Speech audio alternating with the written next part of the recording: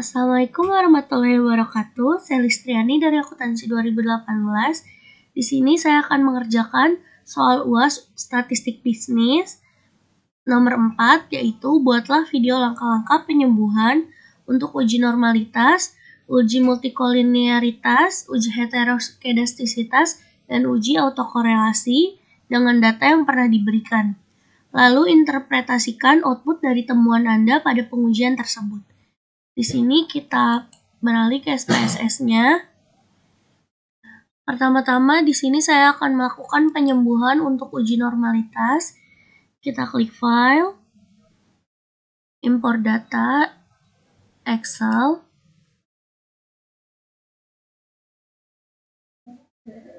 Di sini kita pilih penyembuhan uji normalitas.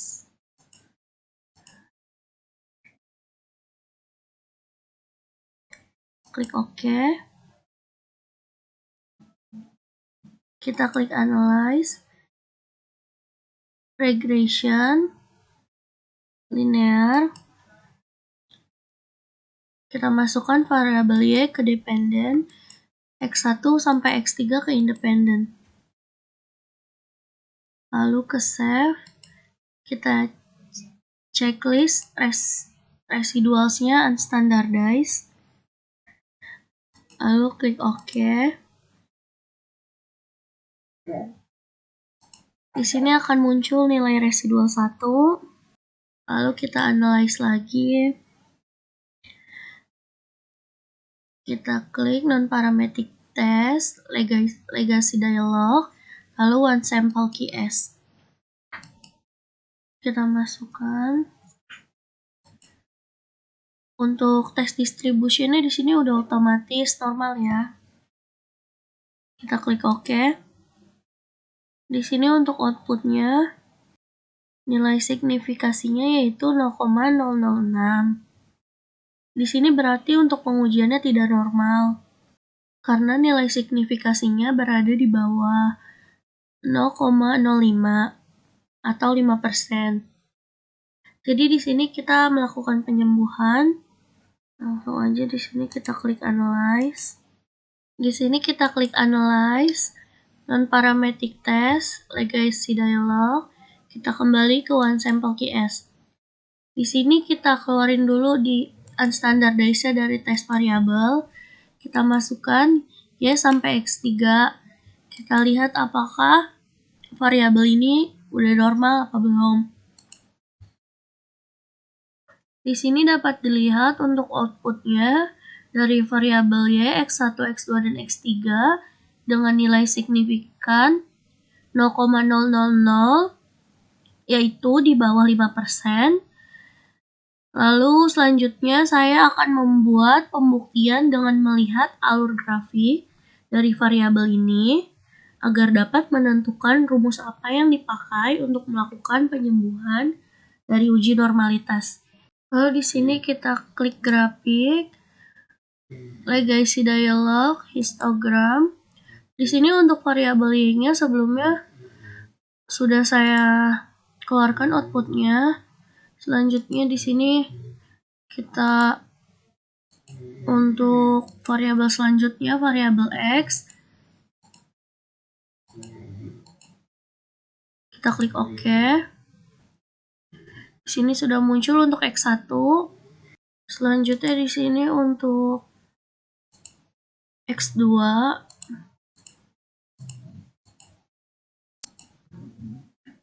Lalu X3.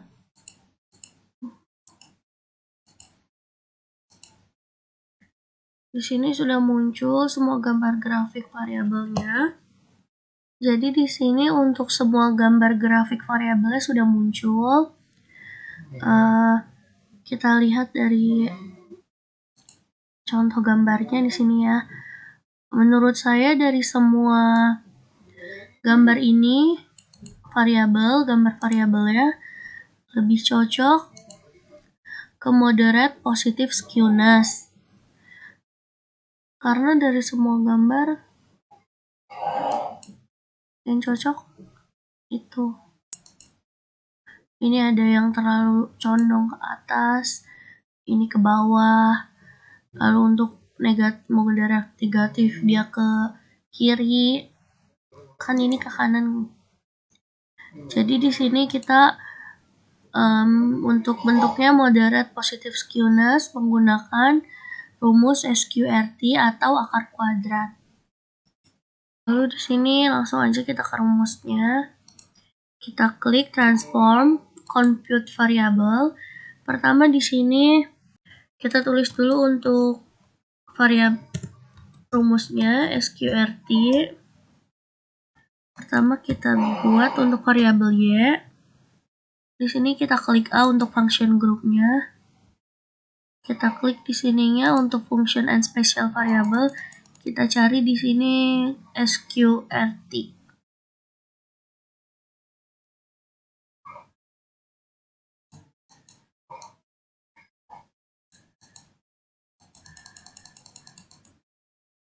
Ini. Di sini sudah muncul untuk SQRT, kita klik ya. Kita klik OK. Lalu selanjutnya sini udah muncul untuk SQRT-nya. Kita klik untuk semua variabel. X1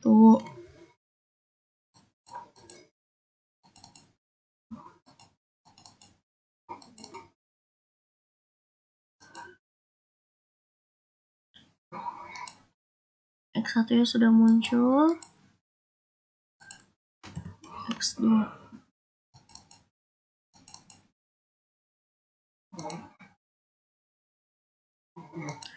X2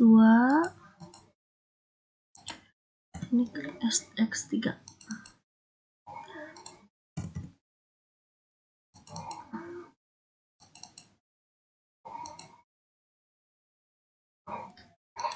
Di sini sudah masuk untuk semua variabelnya.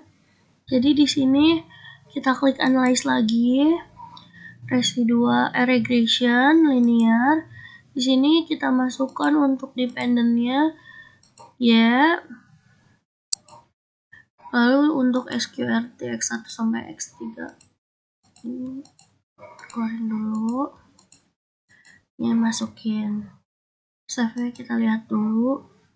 Udah unstandardized. Kita klik OK. Di sini akan muncul nilai residual 2. Kita analyze lagi. Non-parametric test, legacy dialog, one sample KS. Di sini kita ganti untuk tes variabelnya. Ya, kita masukkan nilai residual 2. Kita klik OK. Jadi di sini untuk outputnya, nilai signifikasinya sudah di atas 0,05, yaitu 0,93. Jadi data ini sudah dikatakan normal atau sudah sembuh. Jadi selesai untuk uji normalitas. Lalu selanjutnya saya akan melakukan uji multikolinearitas. Di sini kita klik new data aja. Lalu file, import data, Excel.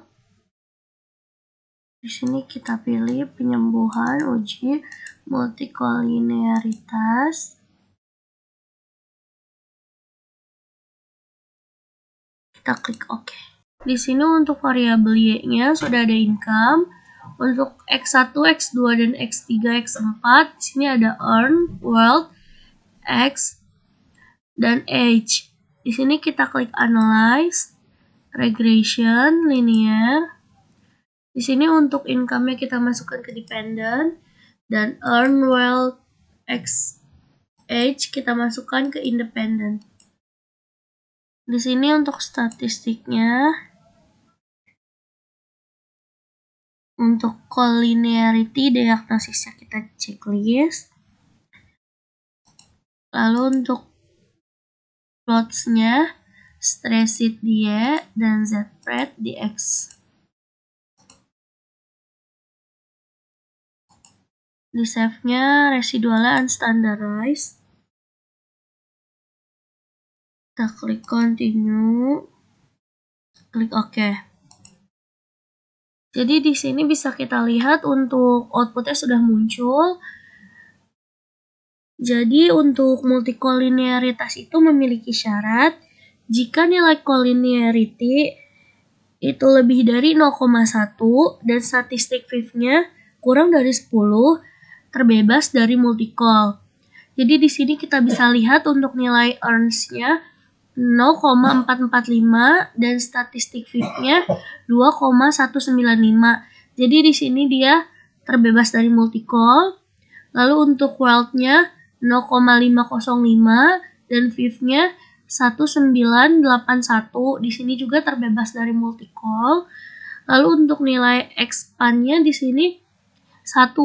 Dia di sini sudah kriteria, untuk kriterianya udah pas. Jadi di sini tapi untuk nilai fifth-nya lebih dari 10. Jadi di sini untuk nilai expand terjadi multicol. Dan untuk yang H di sini nilai collinearity tolerance-nya 1 dan statistik fifth-nya 9,976. Di sini berarti kita hanya melakukan penyembuhan untuk nilai expand. Jadi di sini ada beberapa metode untuk penyembuhannya.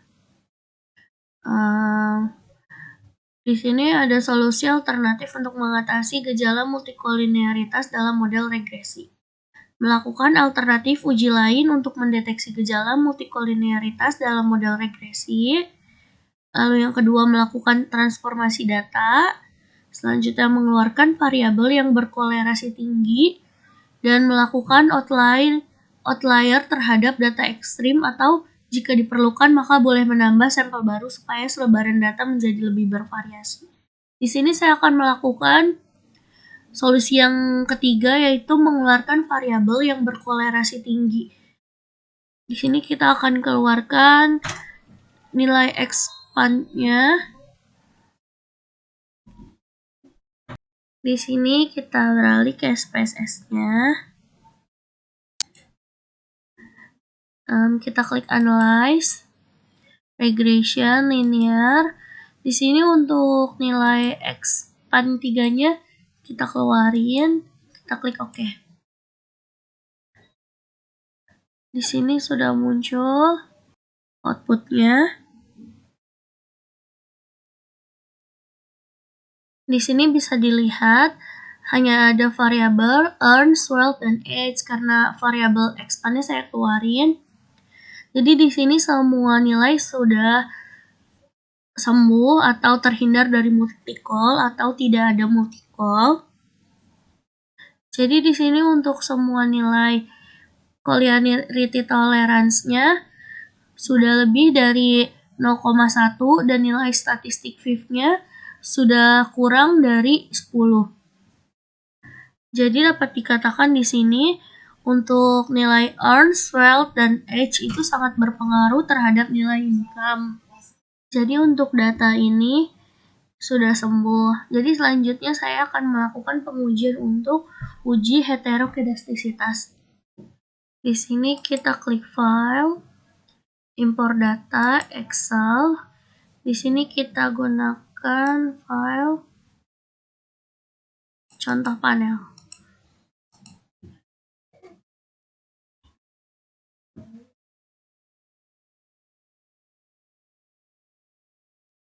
Kita klik OK.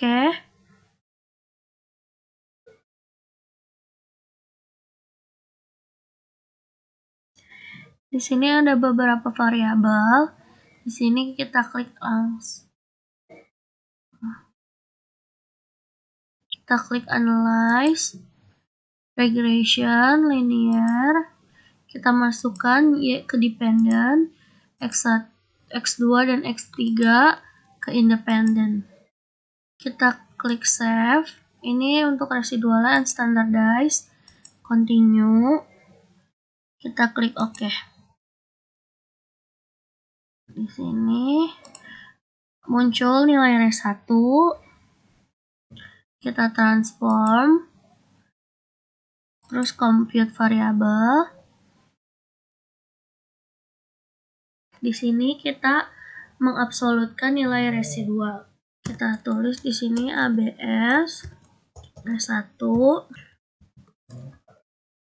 All, di sini kita cari yang ABS. Kita klik atas, kita pilih yang R1. Di sini muncul outputnya. Kita balik lagi. Di sini muncul ABS R1. Kita di sini kita klik analyze, regression lagi, linear. Di sini kita ubah dependennya jadi absolute R1.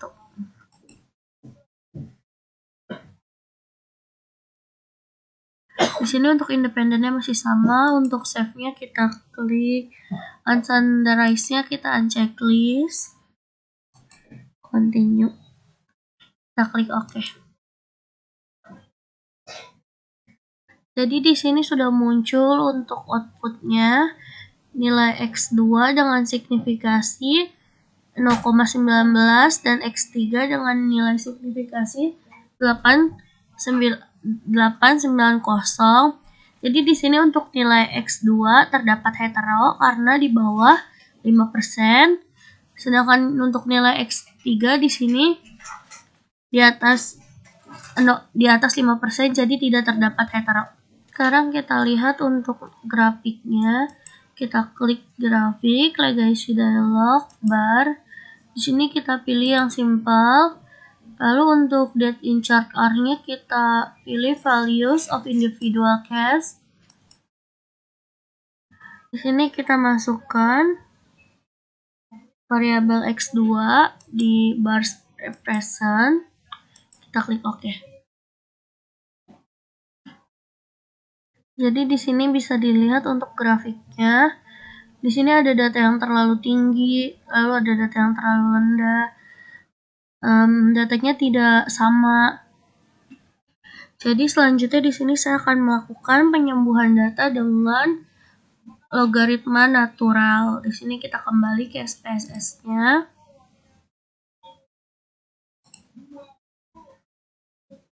Kita klik di sini, kita masukkan untuk X2-nya.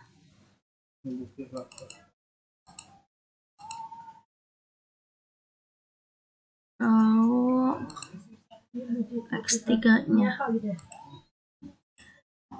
ln X3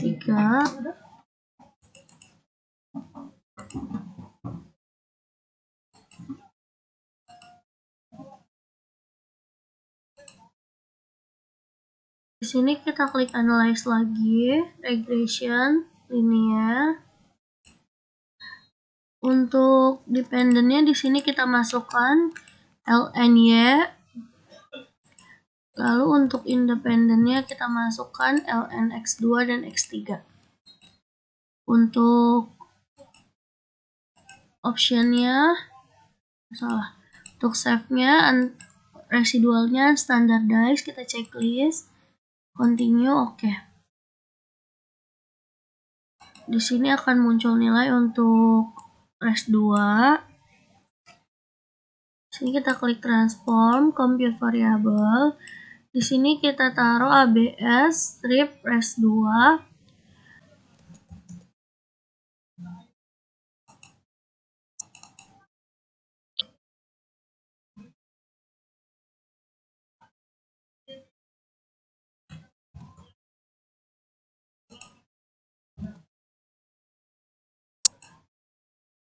Di sini kita kembali ke SPSS, sudah muncul nilainya untuk ABS res2.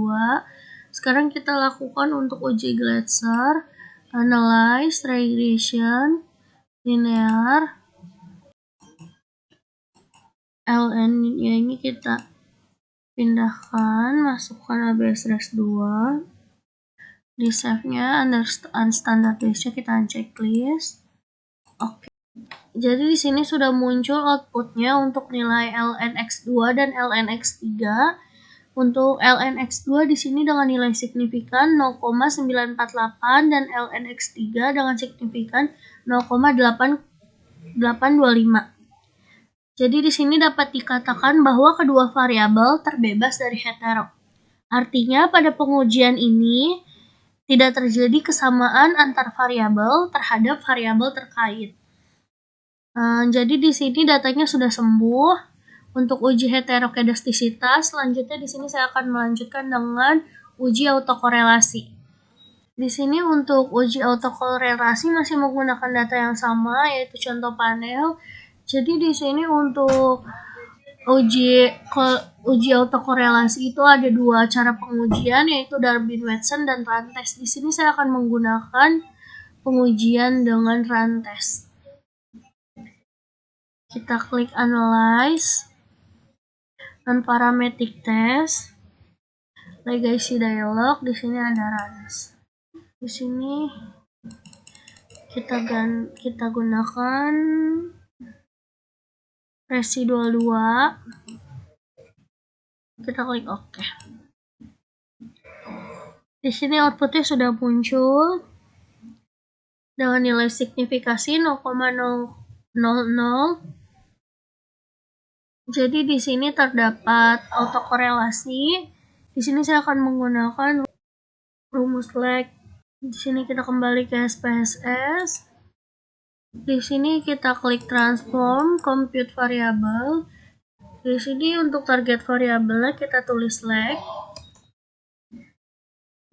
Untuk target variabelnya ln1. Di sini kita klik transform compute variable. Di sini kita tulis lag lny. Kita klik OK. Di sini untuk numeric expressionnya sudah saya masukkan lny. Lalu untuk variabel selanjutnya, compute variabel kita ganti di sini x2.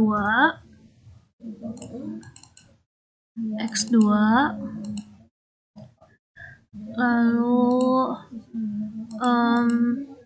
x3. Di sini kita ganti x3. Oke. Sekarang kita ke analyze regression untuk mencari nilai residualnya. Linear. Di sini kita ganti untuk dependennya dan independennya.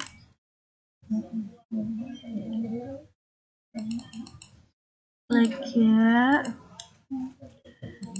ln2. Save-nya untuk unstandardized-nya kita checklist. Kita klik OK.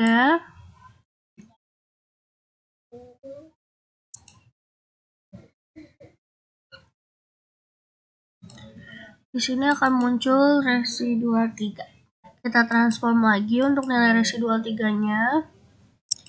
Kita bikin lag res 3. Di sini untuk rumusnya lag res 3. Kita klik OK.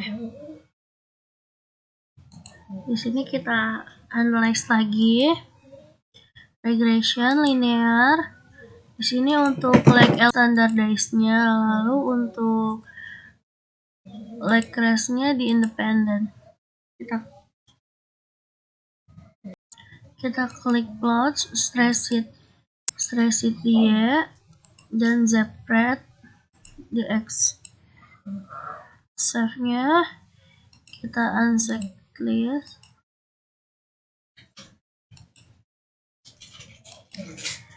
Di sini kita cari pada tabel koefisien. Di sini bisa dilihat untuk nilai lag residual 3-nya 0,876. Jadi di sini saya akan membuat variabel baru. Kita klik transform compute variable. Di sini kita tulis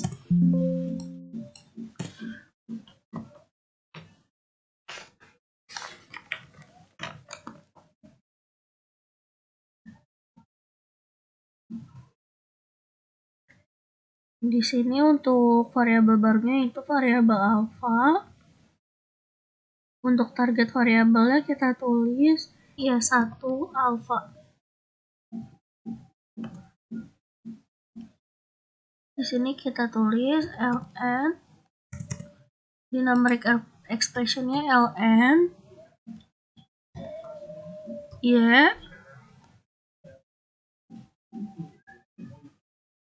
dikurang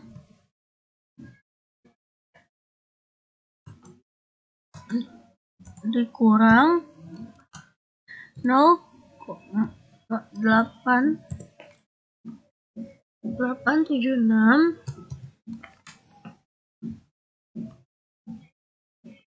dikali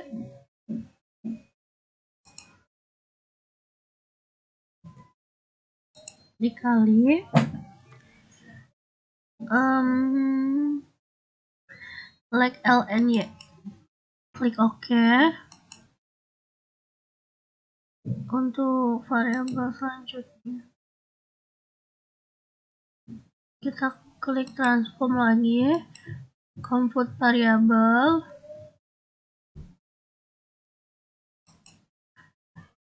Di sini x2 alfa, ininya ln x2, ini dikurang like ln x2. Lagi di sini x3 ln x3 like ln x3. Klik OK.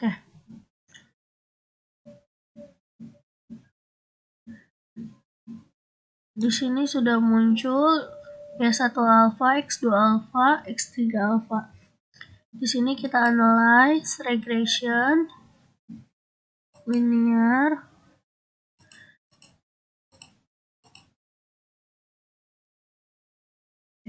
di sini untuk dependennya Y1 alfa, dan untuk independennya X2 dan X3 alfa. Plotsnya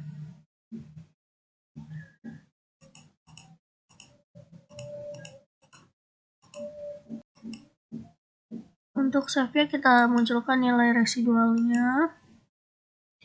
Kita klik OK.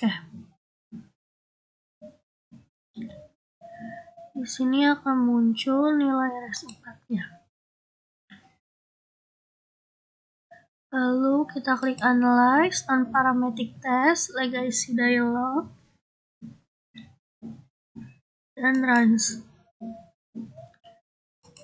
Di sini kita masukkan tes variabel itu res 4. Kita klik OK. Di sini outputnya sudah muncul. Jadi dapat dikatakan nilai sig-nya di atas 0,05, yaitu 0,429, yang artinya pengujian ini sudah terbebas dari autokolerasi atau sudah sembuh. Sekian video penyembuhan saya untuk soal nomor 4. Kurang lebihnya mohon maaf. Wassalamualaikum warahmatullahi wabarakatuh.